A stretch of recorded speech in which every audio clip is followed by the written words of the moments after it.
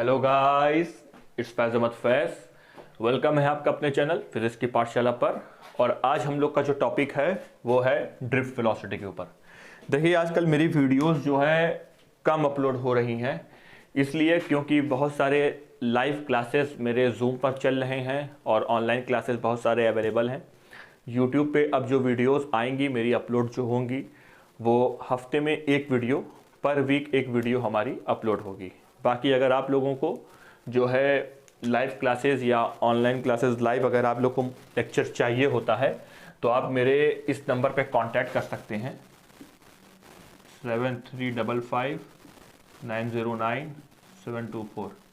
इस नंबर पे कांटेक्ट करिए और आपको सारे लेक्चर प्रोवाइड होंगे और सारी लाइव क्लासेस आपको मिलेंगी। और अभी ज़्यादा नहीं, 43 to 42 डेज़ और बचे हुए हैं और 42 डेज़ बाद जो है 42 डेज़ पर ही जैसे 42वां दिन लग जाएगा, उस पर जो है अभी एनटीए का पेपर होने वाला है। तो उस एनटीए का पेपर में आपको अगर लाइव क्लासेस चाहिए होती हैं तो उसमें बहुत सारे इंपॉर्टेंट टॉपिक्स, इंपॉर्टेंट नोट्स और बहुत सारी चीज़ें अभी आप लोग को अवेलेबल कराई जाएंगी और बहुत सारी चीज़ें मैं आप लोगों को बताऊँगा। सारी चीज़ें स्टेप बाय स्टेप बताऊंगा कैसे न्यूमेरिकल्स को करना है और जितनी जल्दी हो सके 1 से 1.5 मिनट के अंदर सारे न्यूमेरिकल्स को हमें सॉल्व कर लेना है।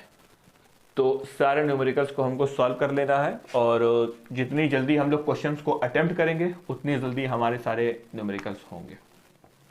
ज़्यादातर हम लोग की कोशिश ये रहेगी कि सारे न्यूमेरिकल्स हम लोग अटेम्प्ट कर सकें और जल्दी से जल्दी। तो वो सारे शॉर्ट ट्रिक्स मैं आप लोगों को सिखाऊंगा इस लाइव क्लासेस में, तो ज्वाइन करिए। और चलिए आइए हम लोग जैसा कि आगे बढ़ते हैं ड्रिफ्ट वेलोसिटी। ड्रिफ्ट वेलोसिटी मैंने आपको क्या बताया हुआ था? ड्रिफ्ट वेलोसिटी में मैंने सबसे पहले एक चीज़ बताई हुई थी कि हमारे पास एक कंडक्टर है और उस कंडक्टर में जब दोनों तरफ हम पोटेंशियल डिफरेंस क्रिएट करते हैं तो उसके अंदर के जो इलेक्ट्रॉन्स हैं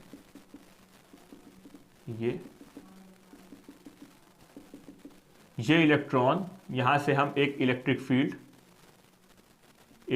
फील्ड क्रिएट करेंगे और ये इलेक्ट्रॉन इस साइड ड्रिफ्ट होगा।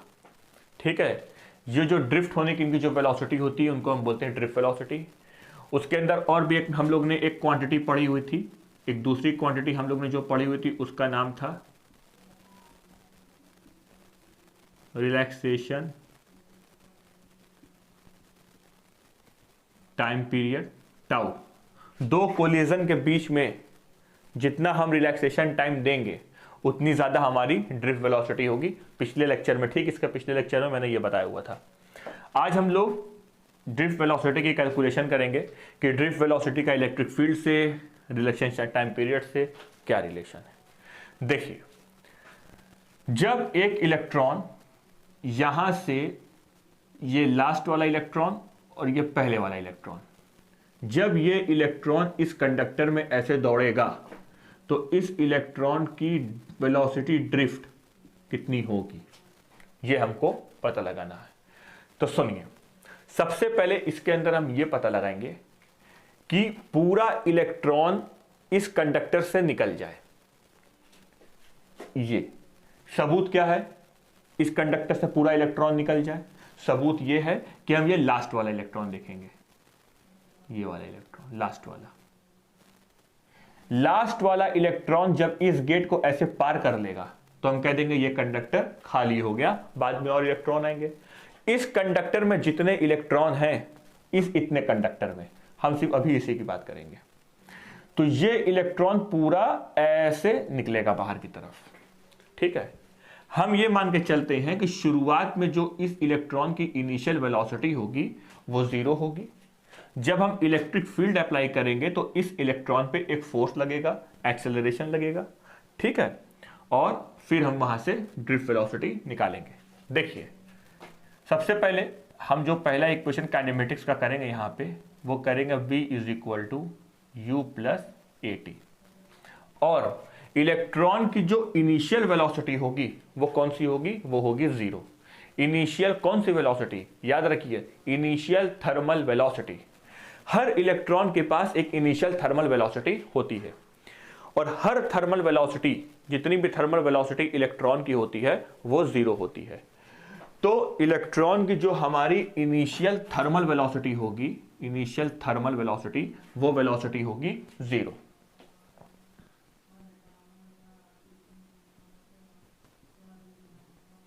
Initial thermal velocity of electron is 0, पहली चीज। दूसरी, इस इलेक्ट्रॉन पर कितना एक्सेलरेशन लग रहा है। तो सुनिए, यह है step number 1। Step number 2, acceleration का फॉर्मूला क्या होता है? Force upon mass. This simply acceleration का फॉर्मूला होता है फोर्स अपॉन मास। फोर्स किस पर लगेगा? इस चार्ज पार्टिकल पर। तो फोर्स का फॉर्मूला जब एक चार्ज पार्टिकल पर लगता है इलेक्ट्रिक फील्ड के द्वारा, तो यहां फोर्स हो जाएगा Q into E upon mass. This simply Q। यहां पे चार्ज कौन है? तो आंसर यहां पे चार्ज इलेक्ट्रॉन है, तो this electron E upon mass m। और इलेक्ट्रॉन के पास कौन सा चार्ज होता है? तो आंसर है इलेक्ट्रॉन के पास नेगेटिव चार्ज होता है। तो हमको दो चीजें पता लग गई। पहली चीज, इलेक्ट्रॉन ड्रिफ्ट हो रहा। दूसरी चीज, इलेक्ट्रॉन की इनिशियल थर्मल वेलोसिटी 0 होती है, जो कि यहां है। तीसरा, इसको एक्सेलरेशन, इस इलेक्ट्रॉन पे एक्सेलरेशन लग रहा है, जो ये ड्रिफ्ट हो रहा है, ये एक्सेलरेशन कितना? E upon M. और F is equal to Q E. First chapter में ये फॉर्मूला मैंने बता रखा था टेस्ट चार्ज के लिए, ठीक, ई अपॉन एम। अब यहां पे हम रखेंगे इस इक्वेशन में V is equal to u, initial thermal velocity 0 plus acceleration कितना? Minus E upon M, minus E upon M. Time period कितना?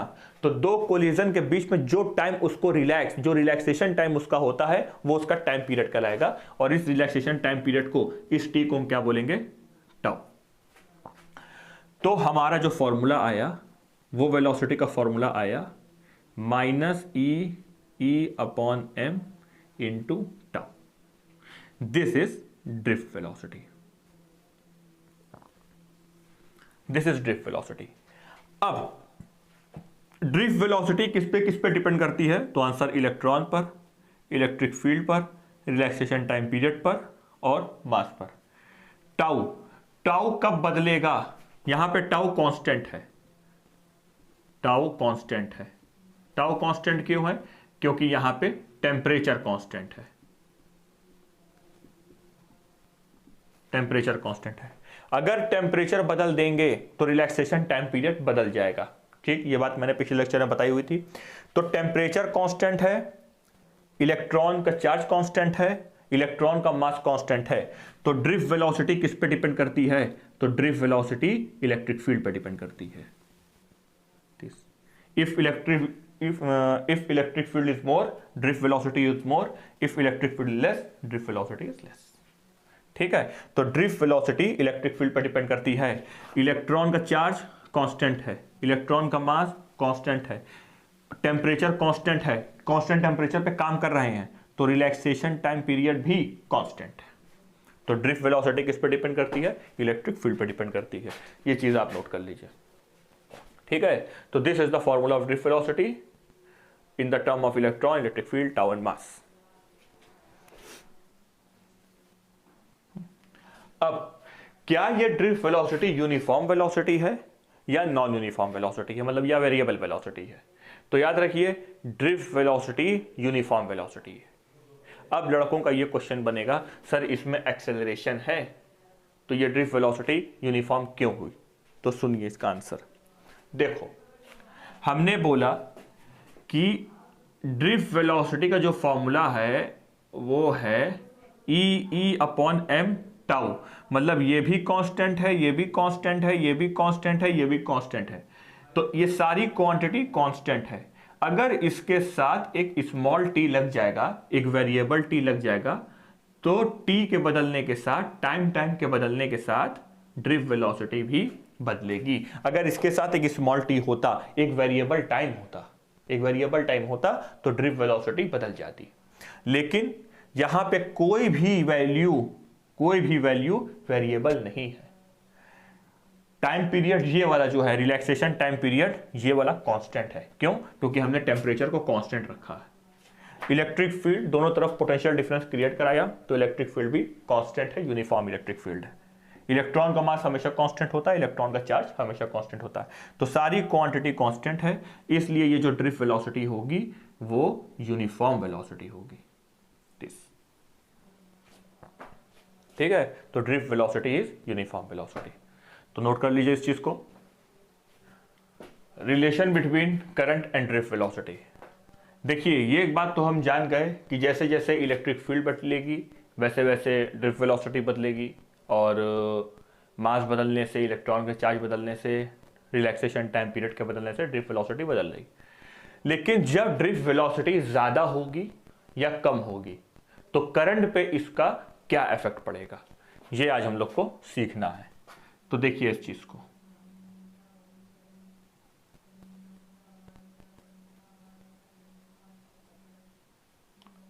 ये इसके अंदर इलेक्ट्रॉन्स हैं,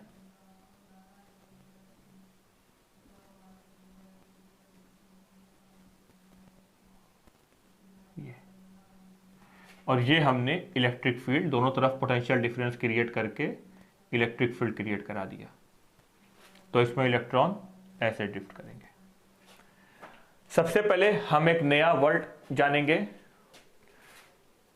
charge density, charge carrier density, जिसको हम डिनोट करेंगे स्मॉल n से। पहला स्टेप, इसके अंदर एक इलेक्ट्रॉन नहीं है, एक चार्ज कैरियर नहीं है, बहुत सारे चार्ज कैरियर है। चार्ज कैरियर का मतलब क्या होता है ये भी मैंने पिछले लेक्चर में बता रखा है कि चार्ज कैरियर क्या है। जिस चार्ज पार्टिकल से करंट बन जाए वो चार्ज कैरियर कहलाता है। जैसे मेटल में कौन करंट बनाता है? इलेक्ट्रॉन, तो इलेक्ट्रॉन हमारा चार्ज कैरियर, ये हम कह रहे हैं, ठीक है। तो इसके अंदर बहुत सारे चार्ज कैरियर्स हैं, और चार्ज कैरियर को हम डिनोट करेंगे स्मॉल n से। What is small n? Charge career पर unit volume. Small n is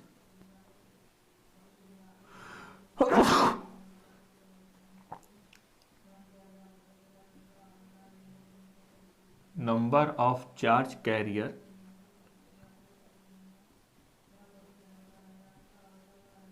per unit volume।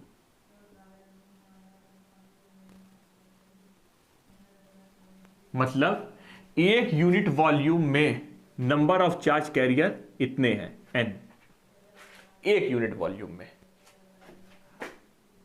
तो टोटल वॉल्यूम में कितने होंगे? टोटल वॉल्यूम में होंगे n into B.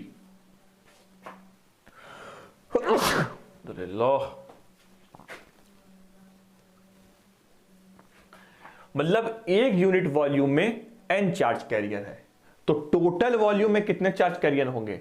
n multiplied by volume v। मान लीजिए इसकी लेंथ है l और इसका एरिया है a, तो इसमें चार्ज कैरियर कितने हुए टोटल वॉल्यूम में? n a l। वॉल्यूम का फॉर्मूला क्या होता है? Area multiplied by length. तो पर यूनिट वॉल्यूम में n चार्ज कैरियर, तो टोटल वॉल्यूम में n a l charge carrier. ठीक। करंट का फॉर्मूला हमको पता है, करंट का फॉर्मूला होता है I is equal to Q upon T. अगर हमको Q पता लग जाए और T पता लग जाए तो हमारा I निकल जाएगा। तो इसके अंदर टोटल Q कितना है पहला, और दूसरा इस पूरे इलेक्ट्रॉन को यहां से यहां तक निकलने में टाइम कितना लग रहा है, कितना T लग रहा है। तो टोटल में हमको चार्ज कैरियर पता लग जाए, टोटल Q, और इसको ड्रिफ्ट होने में कितना टाइम लगा T पता लग जाए, तो हमारी करंट निकल जाएगी। तो पहली चीज तो हमको ये पता लग गई कि नंबर ऑफ चार्ज कैरियर एक यूनिट वॉल्यूम में n है, तो टोटल वॉल्यूम में number of charge carrier NaL है, n इंटू वी। ठीक। अब चार्ज कितना है, तो आंसर इसके अंदर चार्ज है Q is equal to NE। तो इसमें n कितने हैं?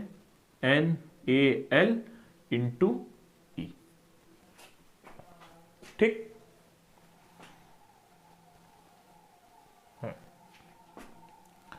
Q हमको पता लग गया, दिस इज Q।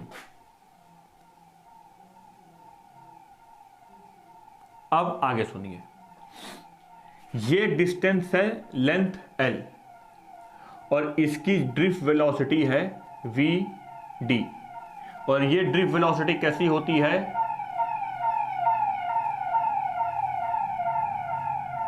ये ड्रिफ्ट वेलोसिटी होती है यूनिफॉर्म। फिर से टोटल लेंथ l है, ड्रिफ्ट वेलोसिटी है, तो इसको टाइम कितना लगा। यूनिफॉर्म के लिए, किसी भी क्वांटिटी यूनिफॉर्म क्वांटिटी के लिए टाइम कितना होता है, तो टाइम का फॉर्मूला होता है distance upon speed. Uniform velocity है तो डिस्टेंस अपॉन स्पीड, तो यहां से हम निकाल लेंगे time. Time is equal to distance कितना है l अपॉन स्पीड कितनी uniform vd, drift velocity vd।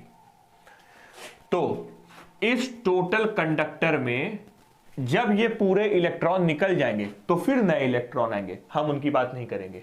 हम बस ये जितने इलेक्ट्रॉन निकल रहे हैं,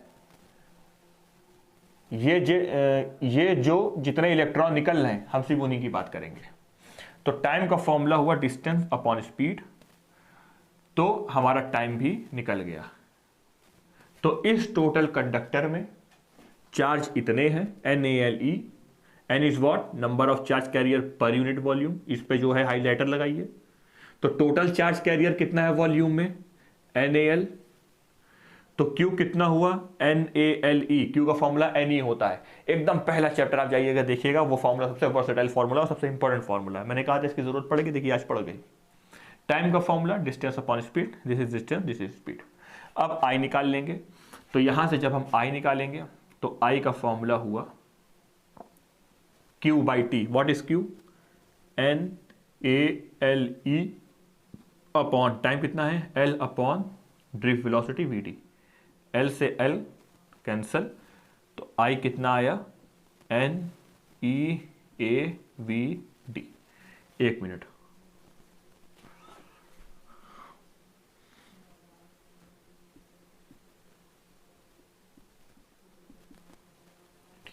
और इलेक्ट्रॉन के पास कौन सा चार्ज होता है, तो आंसर इलेक्ट्रॉन के पास कौन से साइन का चार्ज होता है, तो आंसर निगेटिव साइन, माइनस।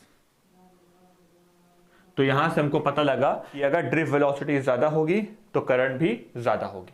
लेकिन एक चीज देखिए, ये जो निगेटिव साइन है ये क्या शो कर रहा है कि अगर ड्रिफ्ट वेलोसिटी इस तरफ है तो करंट इसकी अपोजिट डायरेक्शन में बनेगी। This is I। Drift velocity अगर राइट है तो करंट उसके अपोजिट डायरेक्शन में बनेगी। याद रखिए, drift velocity is always opposite to the current, क्योंकि यहां पे क्या लग रहा है, इसके साथ माइनस लग रहा है। ठीक, तो this is the relation between drift velocity and current. If current is larger, drift velocity is larger, but drift velocity is always opposite to the current. ठीक है, नोट कर लीजिए इस चीज को। I is equal to minus NeAVD।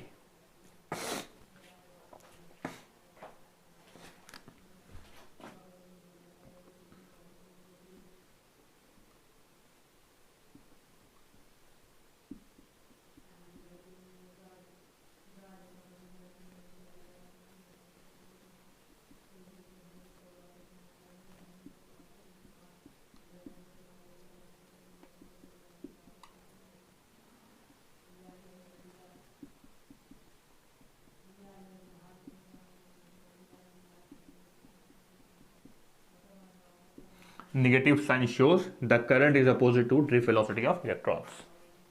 तो ये सारी चीजें मैंने आपको बता दी कि what is drift velocity, is drift velocity is uniform velocity और variable velocity। तो answer drift velocity is uniform velocity।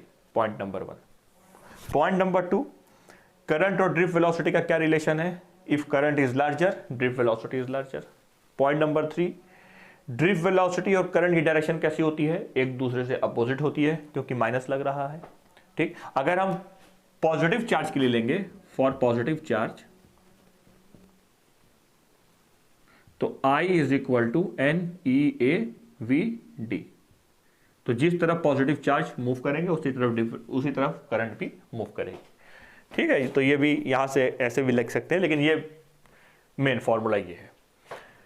अगर रिलैक्सेशन टाइम पीरियड कम है तो ड्रिफ्ट वेलोसिटी कैसी हो जाएगी, कम, तो करंट भी क्या हो जाएगी, कम। तो करंट का डायरेक्ट रिलेशन किससे बन गया, रिलैक्सेशन टाइम पीरियड से। ये भी देखो जरा। तो जो जो इफेक्ट ड्रिफ्ट वेलोसिटी पे पड़ेगा, वही इफेक्ट करंट पे पड़ेगा।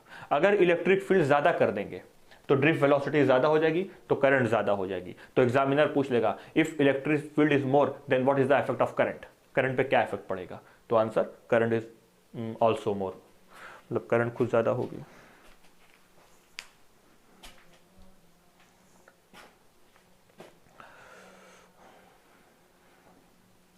तो ये सारे रिलेशन हम लोग ने सीख लिए, और फिर से हाँ, तो फिर से एक वीडियो देने की हम जल्दी कोशिश करेंगे, और आप लोग मेहनत से पढ़िए। अगर आप लोगों को किसी भी तरीके का डाउट हो तो आप मुझसे बिना झिझके मेरे नंबर पे, जो व्हाट्सएप नंबर है, मेरी जीमेल आईडी पर, ट्विटर पर, आप किसी पे भी मुझे, और इंस्टाग्राम पर किसी पे भी आप मुझे मैसेज कर सकते हैं। किसी भी तरीके के अगर न्यूमेरिकल्स होंगे तो मैं वो आपको सॉल्व करके दे दूंगा, तो घबराने की ज़रूरत एकदम नहीं है। और best of luck for your NEET exam and NTA। Thank you.